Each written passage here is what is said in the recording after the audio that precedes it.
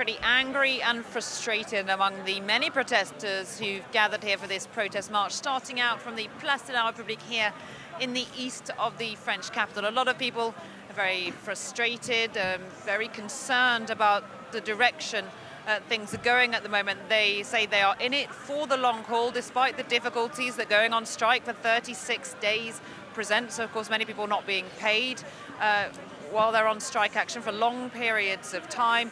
But a lot of people telling me they're not going to give in, that they're basically in a standoff for the long term with the French government and feeling pretty disillusioned with life in this country, it has to be said. One person told me they basically see no bright future in France, and this pension reform is just the tip of the iceberg. So a lot of anger, very low expectations that there's any kind of way out of this crisis on the horizon, and a lot of distrust of the French government and of the French political classes and ruling classes in general. Now, Catherine, this strike has gone on for 36 days. What about the people who aren't striking? Do they still support these strikes that have gone on for over a month now?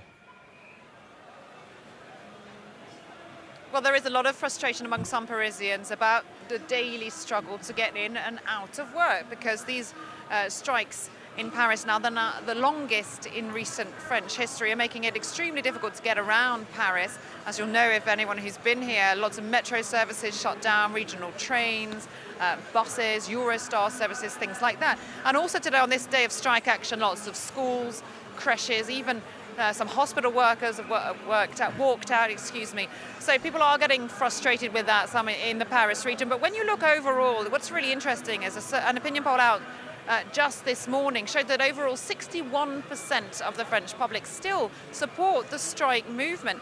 And I think you've got to read into that there is a contrast between people in Paris and out in the suburbs and other areas of France who have been less affected perhaps by the transport strikes we've seen so far.